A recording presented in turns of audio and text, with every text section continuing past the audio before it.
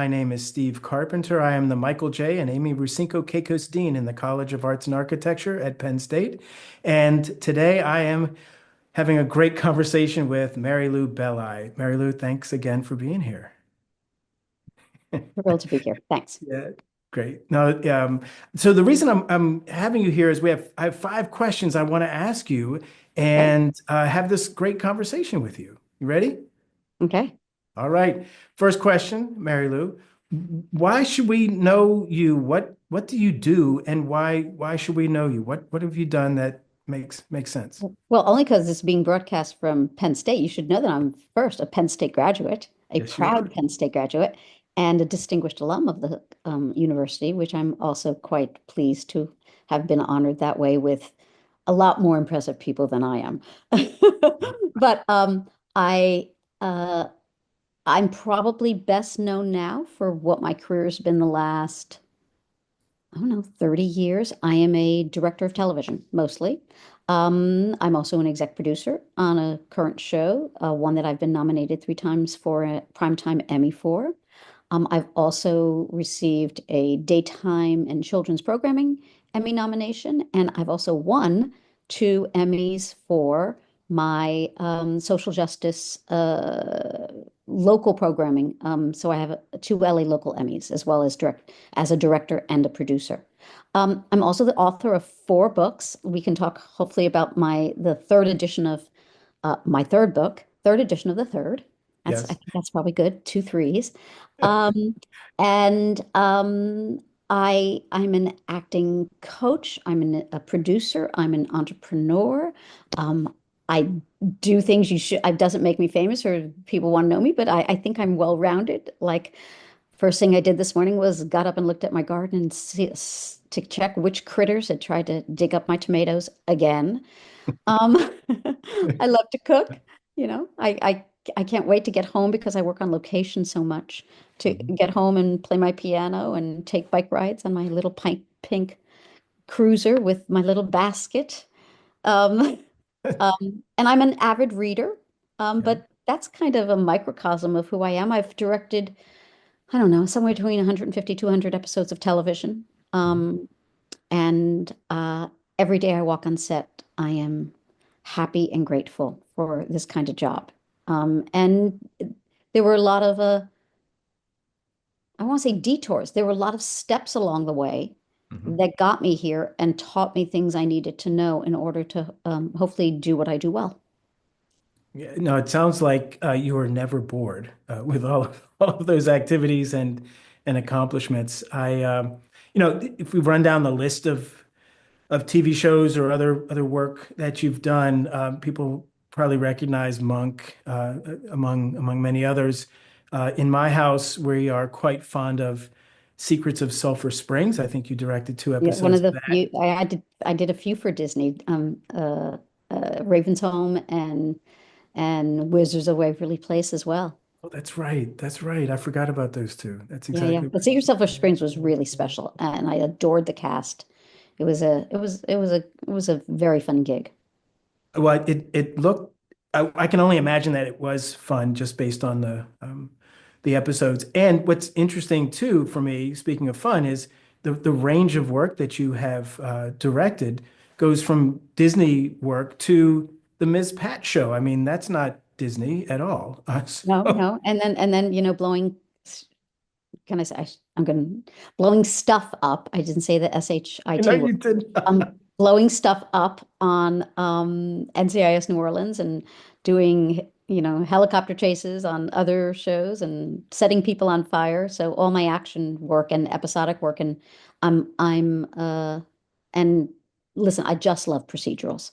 I just love puzzles. I love that I can take the audience on a journey to solve them as they watch an episode. And it's basically my favorite thing to watch. Like, oh, who did it? What are the clues? How is it adding up? Um, and you said I'm probably never bored. I'm not. If you ask me what would probably aptly be on my gravestone, it would be, I'm not done yet. I'm not done yet. I love it. I love it. Well, keep going, keep going, keep going. That's all I have to say. Right. Listen, I want to jump into some more questions. You ready? Yeah. So the one of the reasons that I wanted to chat with you today is about one of your books, the most recent book. It's the third edition of your third book.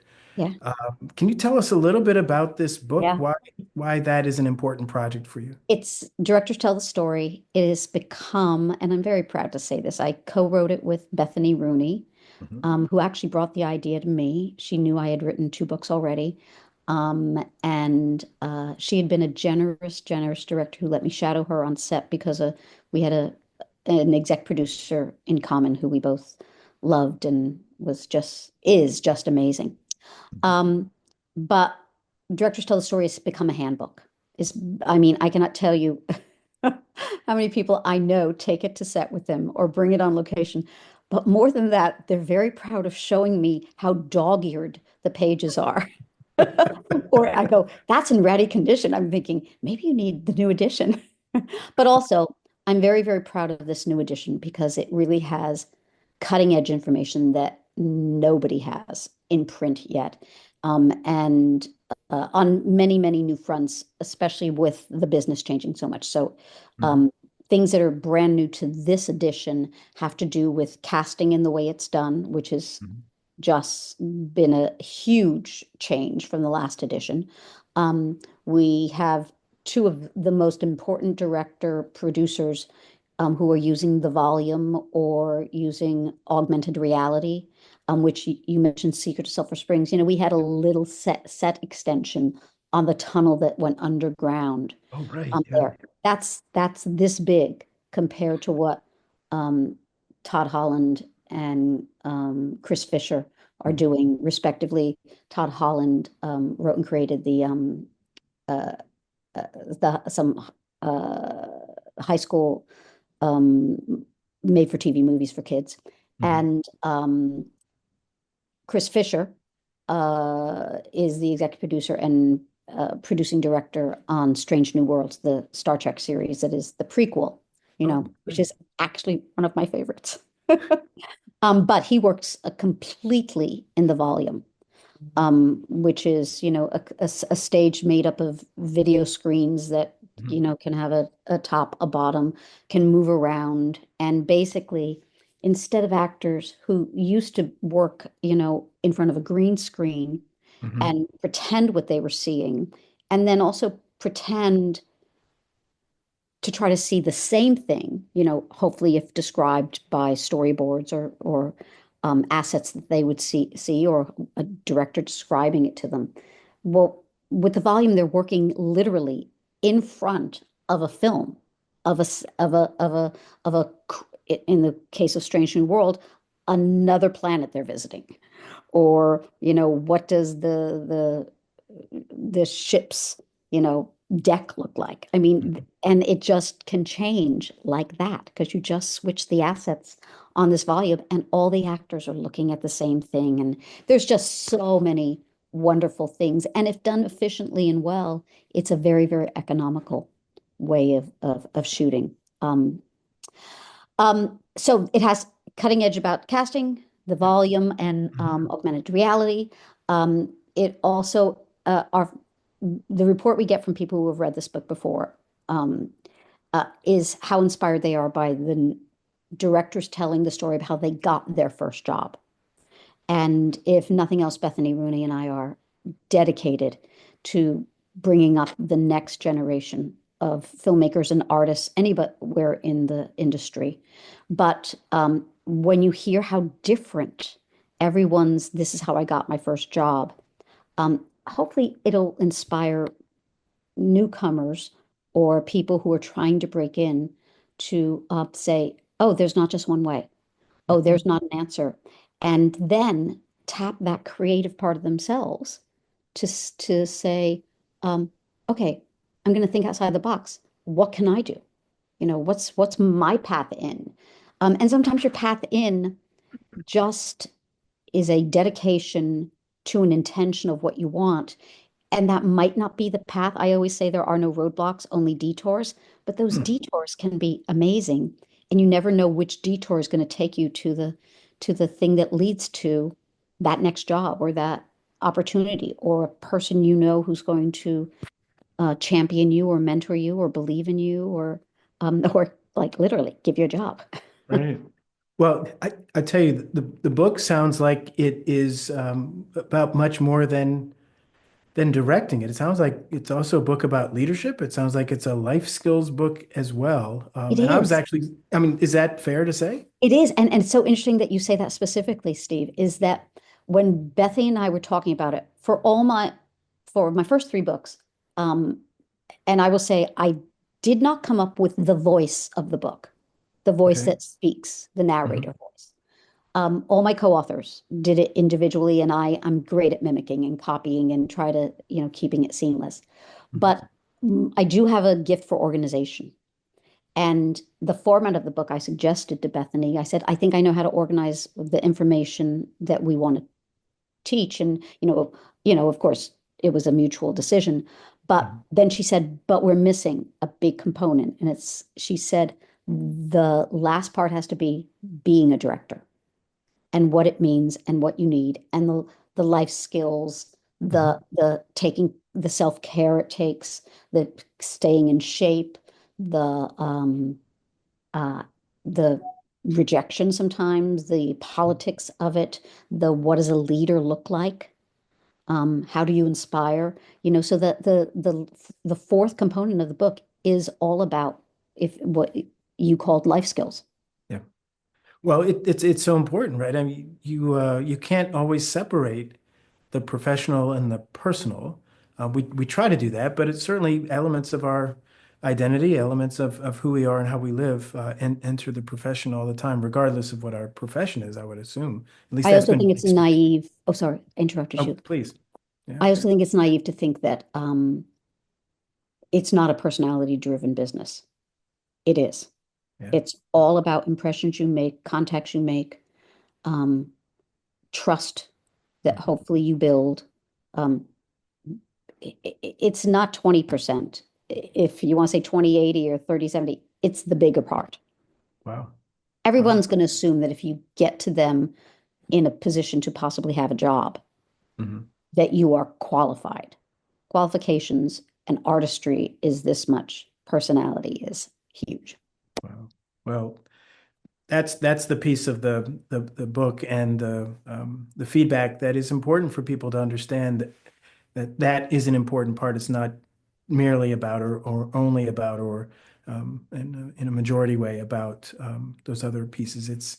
It's the personal. It's how you show up. Yeah, I'm really interested in something you said near the early on. You said, um, it's great to see copies of this book on set, dog-eared and all. My impression was this book would be something in classrooms, in it schools of is. theater, It but is. more than on the set. So, can you tell me a bit about how this book plays itself out in schools of theater, in Well, addition to it's how it used plays as a out on set? textbook, and we Mhm. love that it is used as a textbook.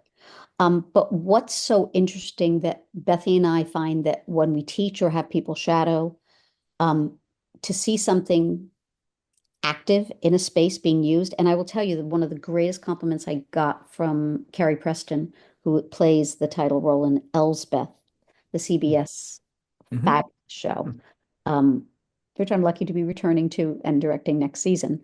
Excellent. But Excellent. she said, and I'm not quoting her correctly, but she basically said, "You do what you talk about in the book." I mean, like I am like the living embodiment of I say that this methodology will work, and Mhm. then if I do that. So it's not like do what I say and then I'm going to do something else. I actually uh, and Bethany, I would say, does this as well. We're teaching you how we do it, which is not the only way to do it, but it's a way that we think works and has been adapted by universities throughout the country and translated. This book has been translated into multiple languages, some of which we probably don't know about, and that's not good. A copyright.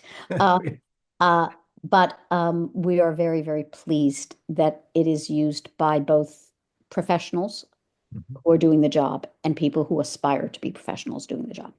Well, that's really powerful because it speaks to something we hold very important here in the College of Arts and Architecture at Penn State, and that is it's about the influence we have on others, but also the ways we make visible that influence. And so clearly, at least to me, a big contribution of this book is rendering visible the influence that you can have as a director and as someone who has what do they say, practice what they preach. I mean, you've learned from your own experience and you are sharing it with other people Yeah. and making that visible. And if I may, I just want to say two more little things about the book. Sure. Any educator, there's always a free perusal copy because Focal Press, Routledge is the parent company, um, and Taylor and Francis owns it, a British company. But Hmm. they want educators to look at this and say, oh, this would be interact with our curriculum perfectly. So they give that away, as long as you fill out the form and say, this is the class I think I might use it in. But the other place, and this happened in real life within the last 3 weeks that someone called me and Hmm.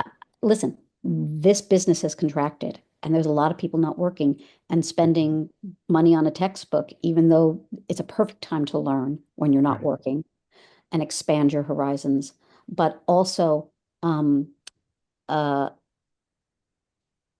it also presents an opportunity where you might not have the cash to spend. So the other place I really, really want people to request this is in libraries so Oh, that great. one copy can be used by many. And someone said, hey, you said, you can't afford the book. Go see if your library has it or ask your library to get it. And the person said, I had it at my library. So All right, so all you librarians and educators watching and listening, you heard it from Mary Lou. Get a copy and share it. Spread of the word. directors tell the story. Tell the story. Well, that idea of storytelling is the last question within this current project that I want to tease out here, and then I have a couple of other questions I wanted to ask you. Telling stories or storytelling has really evolved over the editions of this book, right? This is your third edition Yes. of the book. But you talked about technology and the evolution of technology in that period of time, but storytelling has as well. So the streaming platforms and limited series formats, how has that influenced directing? You talked about technology, but what about the formats in which Yeah. those stories can Uh, be told? I'll tell you, I kind of sensed this about 15 years ago when friends of mine who were pitching shows said, you have to tailor your pitch. You can't go in a pitch and go, I'm going to do the same thing for HBO or Netflix as I do for ABC. Mhm. You have to tailor your pitch to who you think their audience is, what rubric they use to figure out if they're going to have a first, a second, a third season, how many Mhm. episodes are going to be, what's the best format for telling that story, like a limited series, has a Mhm. finite ending, you know. Right. Now, sometimes people have done limited series and they ask them to do a second season, which is sometimes good, but it's not always how the creator of the story intended it. And then basically they have to go and go, oh, what's the other story or possibly the next story? Sure. Um, and then we have things like anthology series, which, are also brand new on the horizon. We have less movies made for television. Mhm. Um, we've seen sitcoms go from when I started from very, very popular format of multi-camera to single camera, with the top, I mentioned Todd Holland there, Mhm. um, with Malcolm in the Middle. And all of a sudden people go, oh, a comedy can look like that too. And there is no laugh track and, all that sort of thing. And then we had, the way the camera interacted, if you look at The Office and then we're having, speaking of The Office, influences from other shows from other countries that are Right. being, templates for, oh, this could work for the American audience and we just have to shift this. So there's all sorts of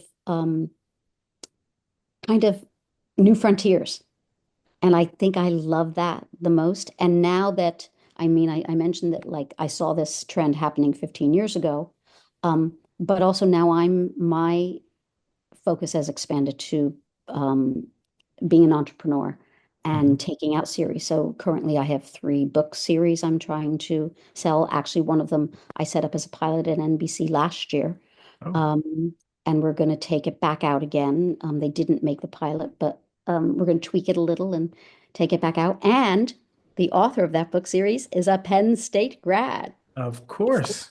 Yes. Of course, that's fantastic. Yeah, All right, yeah. well, I'm eager to see how that series plays out. Certainly, may need to have you back to talk about that success as well. Um, moving right along, though, Mary Lou, let's talk about your next big project. I mean, you just talked about these series, but are you working on anything Well, on I'm happy screen? that I'll be returning to Elspeth, which I already mentioned, but Yeah, I'm about to do a feature film. fantastic. Yeah, All and right. I'm really, really happy. It's so funny. People, at the end of most of my meetings, Uh-huh. people will say to me, what's next? What haven't you done that you still want to do? And Mhm. my answer has varied, but there's been this common thread that I wanted to do something more with music because, even when I was at Penn State, I Mhm. was um, a theater major, but I was studying in the music school with Robert Trey, who was the head of that the voice department. I was Okay. studying in the phys ed department and doing ballet with Pat Heigl Tanner. So there was a lot of me, going, oh, I want this and this and this and this. Yeah. Um, but in terms of, I wanted it, so I mentioned that I had done music a lot on one of my series for BET um, called Kingdom Business. And I'd worked with a 19 winning Grammy writer, Kirk Franklin, who was just quite brilliant. And I went, oh, I want to go in the studio more. I want to go in the studio more and have things that have music components that match, the skill sets that I really feel like I've used almost just about this much of in my Mhm. career. I also said, I love romances.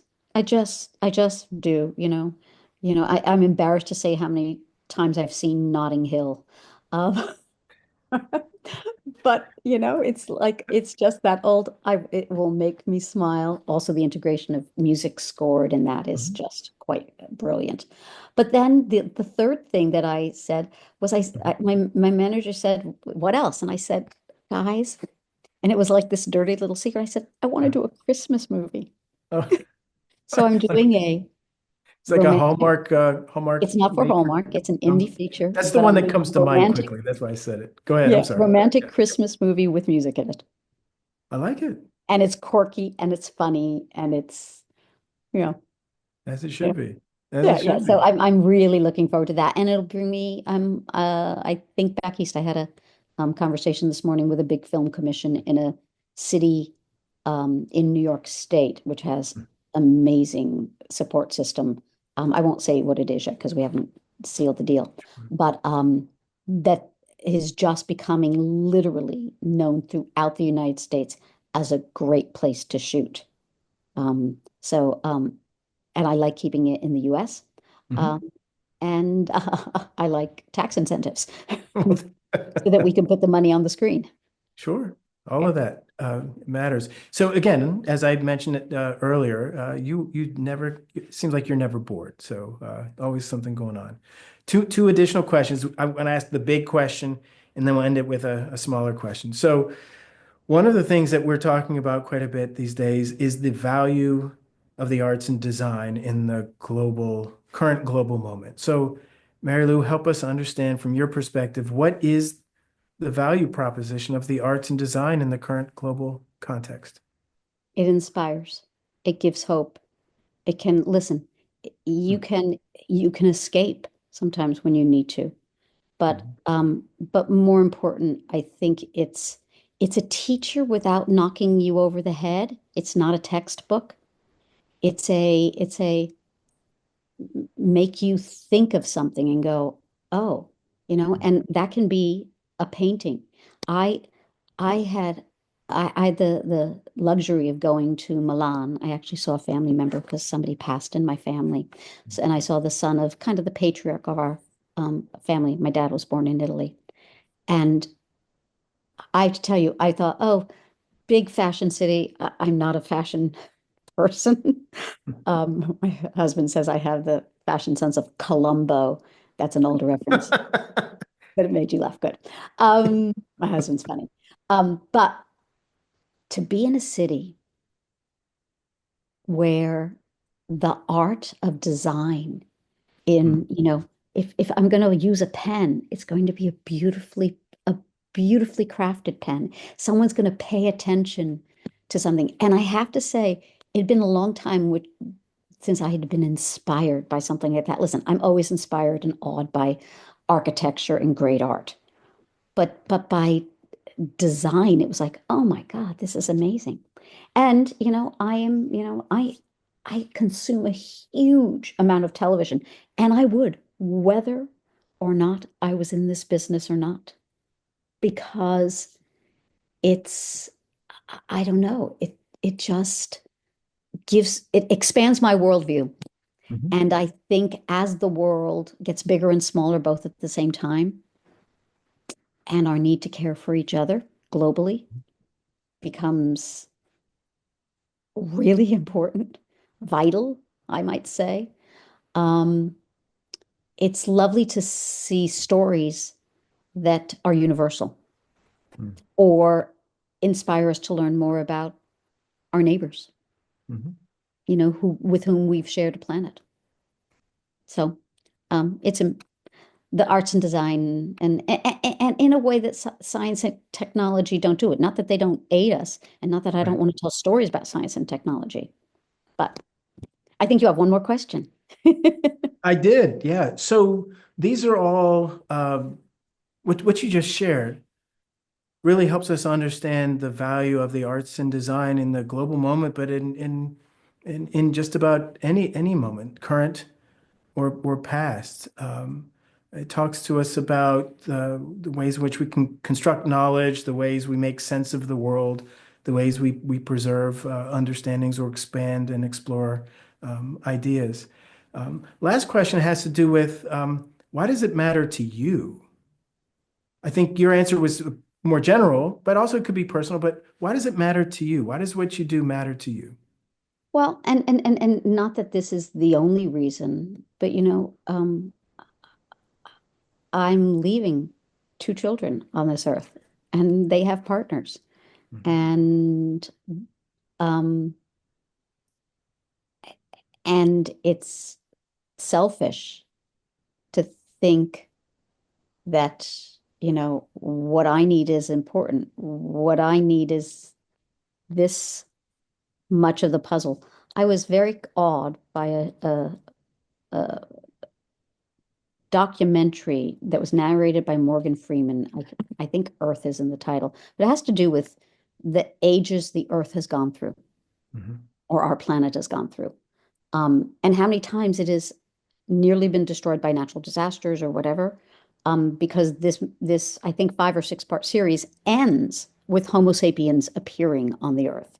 So it's all that other stuff, and it's Right. brilliant in terms of the animation and the way that they've thought through, because of fossils or whatever, this is possibly what this creature looked like. But it was just, Mhm. but it made me think that we're this much, Yeah. we're this much of the life that, and possibly one planet that Yeah. could be one of millions, That's right.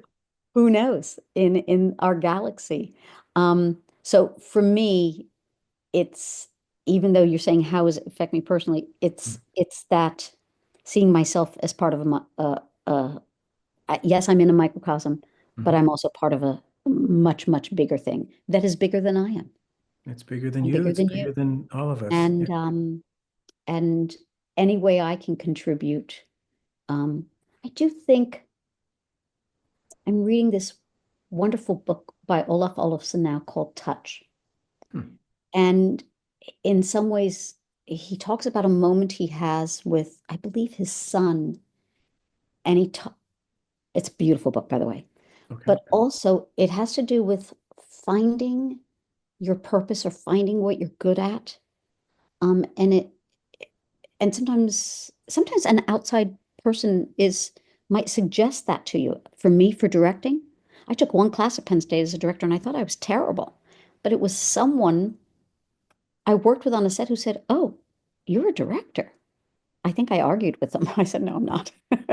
Um, but someone who plants a seed like that, can go, oh, but maybe I am, and maybe the cumulative knowledge that I have has brought me to this. So Yeah. I also think finding your purpose and identifying skills might be one of the most important things we have, because then there's a then to this. Yeah. One of my favorite classes at Penn State was symbolic logic, and that's the way I think. If this, then what? Yes. Or Yes. if this, then that? Hmm. Because that equals to me contribution.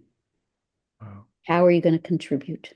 How we What's your contribute. role in a bigger picture, and sometimes in a very small picture?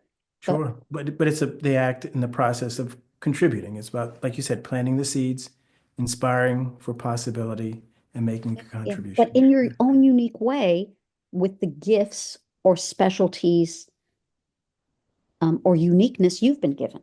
Yeah. Because I always say, what do I do really, really well that makes me special? Hmm. Yep. And take that and make it meaningful for others. I get Yes, it. the Yeah. meaningful part. I love that. I'm stealing that, Steve. Take it. Take it. It's yours. Mary Lou Bella, I thank you so much for sitting down with me It's this been a pleasure. afternoon. It's been a pleasure. And I want to thank everyone who tuned in to join us for this conversation. Thank you all. See you next time. Okay, bye. Bye.